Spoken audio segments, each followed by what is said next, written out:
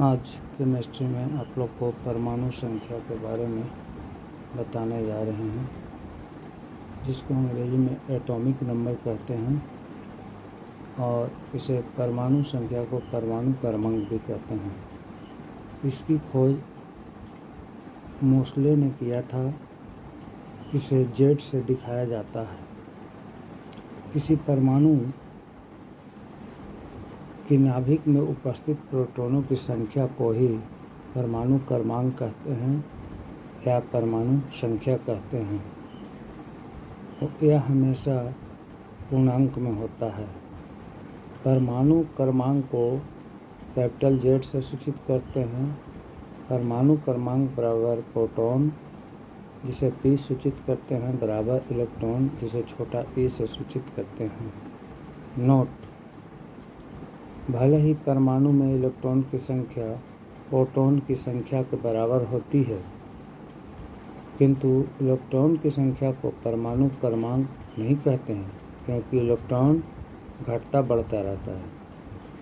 किसी उदासीन परमाणु के लिए Z बराबर P बराबर E माइनस होता है। जैसे सोडियम का उदाहरण देते हैं।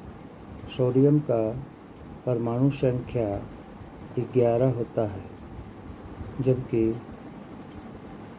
परमाणु द्रव्यमान संख्या 23 होता है, जिसे 11Na23 लिखते हैं।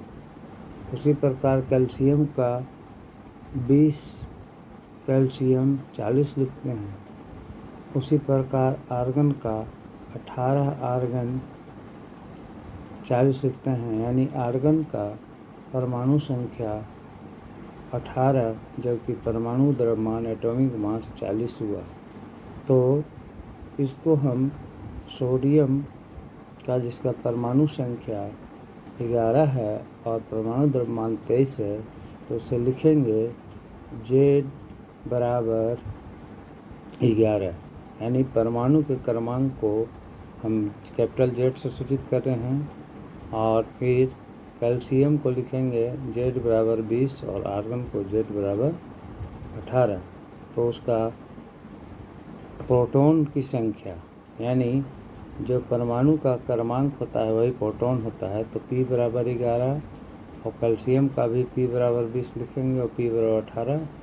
और इलेक्ट्रॉन की संख्या E बराबर 11, E बराबर 20 और E बराबर 18 लिखते हैं। अब आइए चर्चा करते हैं आयन्स के बारे में। आयन वैसे परमाणु जिसमें इलेक्ट्रॉन या तो कुछ निकल गया होता है या फिर बाहर से आ गए होते हैं। आयन पर आवेश उपस्थित होता है। इलेक्ट्रॉन के निकलने पर धन आवेश तथा इलेक्ट्रॉन के ग्रहण करने पर ऋण आवेश होता है। आयन में परमाणु क्रमांक नहीं बदलता है, किंतु इलेक्ट्रॉन की संख्या बदल जाती है।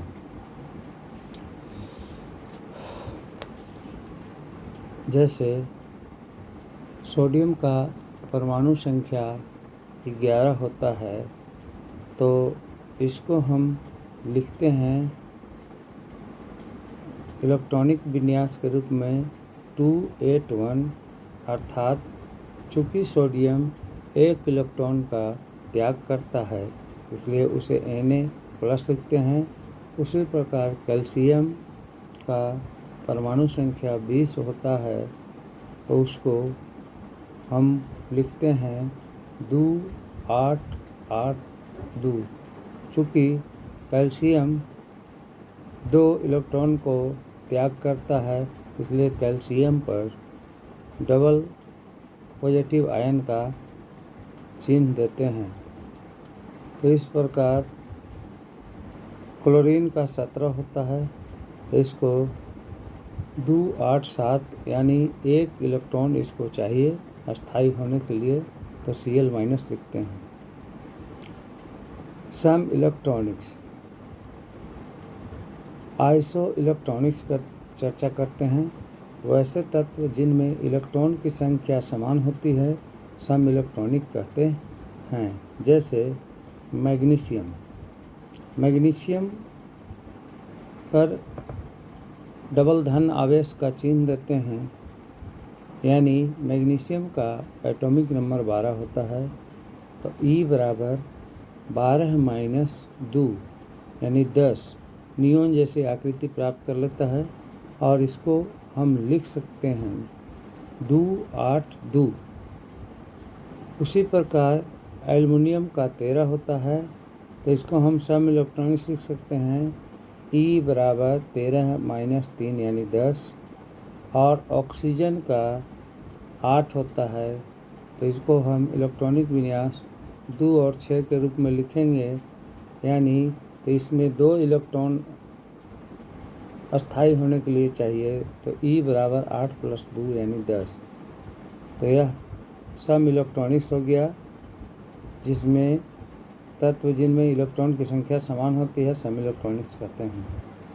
द्रव्यमान संख्या या परमाणु भर,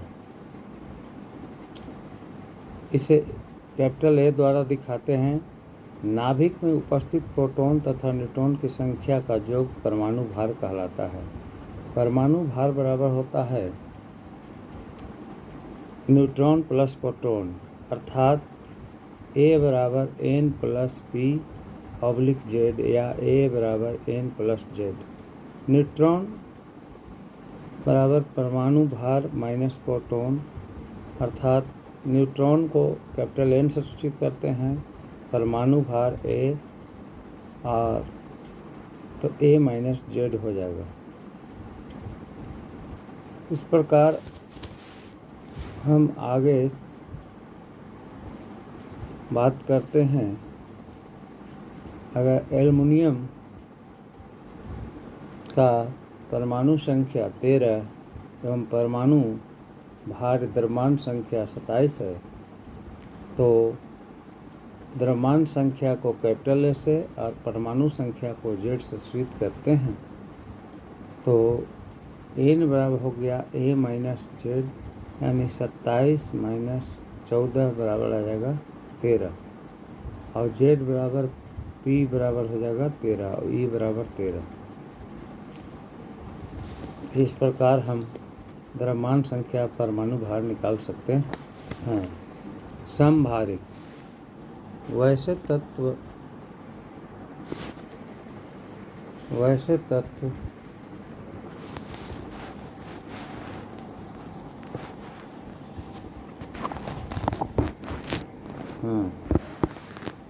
वैसे तत्व जिनका परमाणु भार समान होता है उसे समभारिक कहते हैं, अंग्रेजी में आइसोबार कहते हैं। जैसे कार्बन, तो कार्बन का एटॉमिक नंबर 6 होता है, जबकि एटॉमिक वेट 14 होता है। उसी प्रकार नाइट्रोजन का एटॉमिक नंबर 7 होता है, जबकि एटॉमिक वेट 14 होता है। आर्गन का परमाणु संख्या 18 तथा परमाणु द्रव्यमान होता है 40। उसी प्रकार कैल्शियम का एटॉमिक नंबर 20 और परमाणु भार 40 होता है। तो समभारिक किसे कहेंगे? वैसे तत्व जिनकी परमाणु का भार समान होता है उसे समभारिक अंग्रेजी में आइसोबार कहते हैं। कार्बन, नाइट्रोजन और आर्गन और कैल्शियम इसके प्रमुख उदाहरण हैं।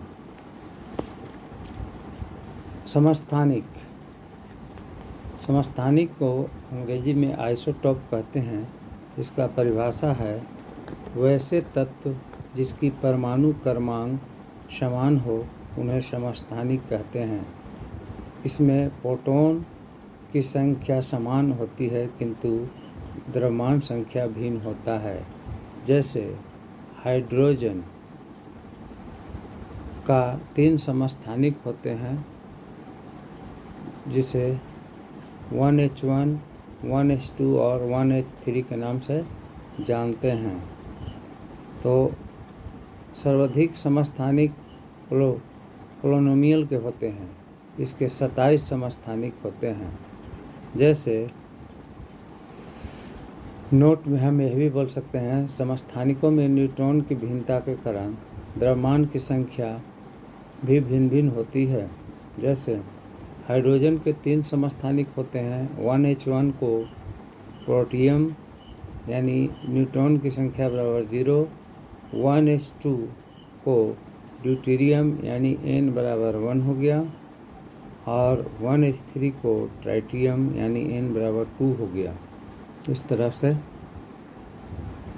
उसी प्रकार समस्थानिक में उदाहरण देंगे यूरेनियम के। तो यूरेनियम को एटॉमिक नंबर 92 और एटॉमिक मास 235 यानी 235। उसी प्रकार यूरेनियम का एटॉमिक नंबर 92 यानी परमाणु संख्या समान हो गया, जबकि परमाणु द्रव्यमान संख्या परमाणु हर संख्या 238 होता है। तो n बराबर हो जाएगा 143 और n बराबर हो जाएगा 146, अर्थात n जो निकलेगा वो हो जाएगा परमाणु भार संख्या माइनस परमाणु संख्या न्यूट्रॉन की संख्या बराबर। उसी प्रकार यूरेनियम का 238 जिसका द्रव्यमान संख्या और परमाणु संख्या 92 है, उसको घटाने पर 146 आएगा। कार्बन का समस्थानिक C612 और C614 लिखते हैं। उस तरह से न्यूट्रॉनों की संख्या हो जाएगा आपका 12 - 6 बराबर 6, और कार्बन का जो 14 होता है परमाणु द्रव्यमान संख्या, उसमें से 14 में से 6 घटा देंगे यानी 8 होगा। समस्थानिक का उपयोग कार्बन 14 के उपयोग जीवाश्मों के आयु को ज्ञात करने के लिए करते हैं। यूरेनियम 235 का प्रयोग चट्टानों की आयु ज्ञात करने में होता है। और इस प्रकार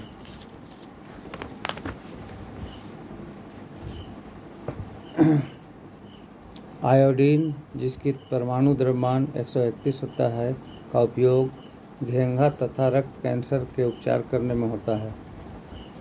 फेरस जिसका परमाणु द्रव्यमान संख्या 59 होता है, इसका प्रयोग एनीमिया नामक रोग में करते हैं। और आर्सेनिक जिसका द्रव्यमान संख्या 74 होता है, इसका प्रयोग ट्यूमर या कैंसर के इलाज में करते हैं। कोबाल्ट जिसका परमाणु द्रव्यमान संख्या 60 होता है, इसका प्रयोग कैंसर के उपचार करने में करते हैं।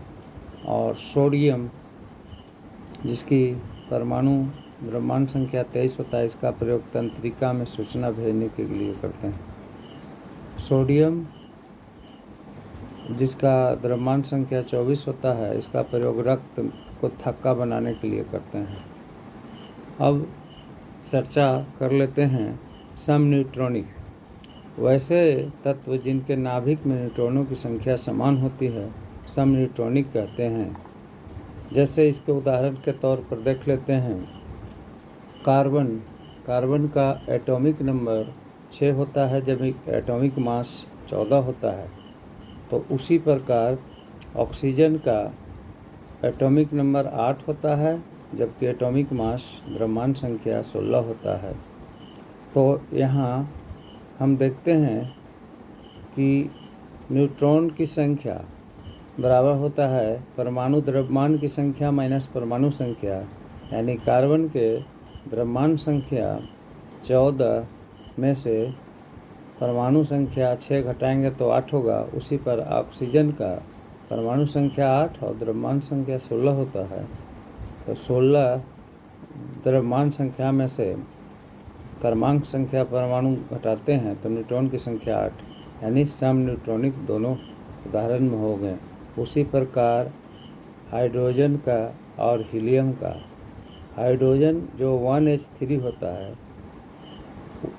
उसका द्रव्यमान संख्या में से क्रमांक संख्या घटाएंगे तो 2 होगा। उसी प्रकार हीलियम का परमाणु संख्या 2 और द्रव्यमान संख्या 4, तो उसका भी न्यूट्रॉन की संख्या 2 आता है। उसी प्रकार फास्फोरस का और आपका सल्फर का। फास्फोरस का परमाणु संख्या 15 और द्रव्यमान संख्या 31 होता है, तो 15 में से 31 में से 15 घटाएंगे तो 16 होगा। उसी प्रकार सल्फर का द्रव्यमान संख्या 32 और परमाणु संख्या 16 होता है, तो घटाएंगे तो 16। तो यह तीनों समन्यूट्रॉनिक का उदाहरण हैं। कक्षा ऑर्बिट या कोश चर्चा कर लेते हैं।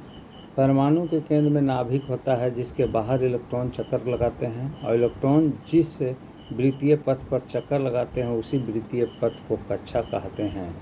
इसे कैपिटल KLM से दिखाते हैं या सूचित करते हैं। के का मतलब हुआ कक्षा के नाभिक के सबसे नज़दीक होती है।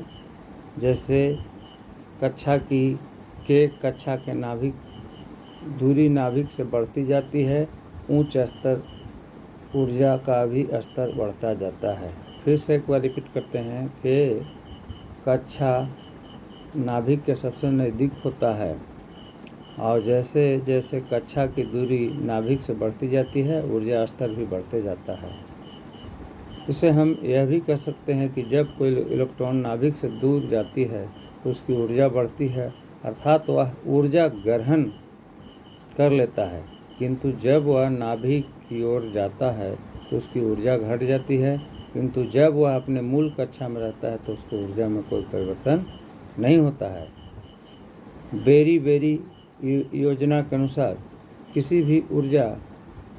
किसी भी कक्षा में इलेक्ट्रॉन की संख्या 2n² के आधार पर होती है, जहां n का मतलब होता है कक्षा की संख्या, और छोटा e बराबर 2n² होता है। थोड़ा सा हम चर्चा करते हैं। कक्षा का नाम कक्ष संख्या और अधिकतम इलेक्ट्रॉन की संख्या। तो K कक्ष का नाम हुआ, तो इसमें कक्ष की संख्या n बराबर 1 होता है और e बराबर 2n² होता है, तो इसके मैक्सिमम इलेक्ट्रॉन K में 2 होंगे। उसी प्रकार L में मैक्सिमम इलेक्ट्रॉन 8 होते हैं, अर्थात n बराबर 2 होता है, तो 2n² के सूत्र पर 2 गुने 2 का स्क्वायर यानी 8 हो गया। उसी प्रकार M में कक्षा की संख्या 3 हो गया, तो e बराबर 2n², तो 2 गुने 3 का स्क्वायर यानी 18 हो जाएगा, और n बराबर 4 होता है, तो उसको 2n² पर लिखेंगे, 2 गुने 4 का स्क्वायर यानी 32 हो जाएगा।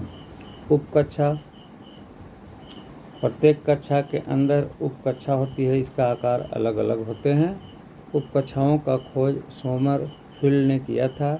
इन्हें SPDF द्वारा सूचित करते हैं। S उपकक्षा, इसका आकार गोला के समान होता है। P उपकक्षा, इसका आकार डमरू के समान होता है। D उपकक्षा, इसका आकार डबल डमरू के समान होता है। F उपकक्षा, इसका आकार 5 भुजाओं वाले डमरू के समान होता है। थोड़ा सा आप चर्चा करेंगे उपकक्षा और इलेक्ट्रॉन। S में यानी S उपकक्षा में मैक्सिमम इलेक्ट्रॉन 2 होते हैं, P में 6 होते हैं, और D में 10 होते हैं, और F में 14 होते हैं। कक्षक के बारे में चर्चा करते हैं। कक्षा के बाहर के इलेक्ट्रॉन को बादल बन जाता है, जिसे कक्षक कहते हैं। कक्षक को संख्या उपकक्षा के इलेक्ट्रॉन की आधी होती है। एक कक्षक के अधिकतम 2 इलेक्ट्रॉन हो सकते हैं। कक्षक में इलेक्ट्रॉन हुंड के नियम के अनुसार भरते हैं। इस नियम के अनुसार कक्षक पहले एक करके इलेक्ट्रॉन प्रवेश करते हैं, इसके बाद विपरीत वक्रण में इलेक्ट्रॉन की जोड़ा बड़ा प्रारंभ हो जाता है। आशा करते हैं आप लोगों को कि अभी तक जो एटॉमिक स्ट्रक्चर के बारे में बताएं, संक्षिप्त रूप से आप लोग को भली भांति समझ में आता होगा। अगला चर्चा जो हम करेंगे इसमें जो बचे हुए हैं वो अगले ऑनलाइन में करेंगे, जिसमें आप बाउ का नियम बताएंगे, क्वांटम संख्या बताएंगे, चक्रण क्वांटम संख्या, चुंबकीय क्वांटम संख्या के सब प्रकार बताएंगे। तब तक के लिए धन्यवाद, नमस्कार, थैंक यू।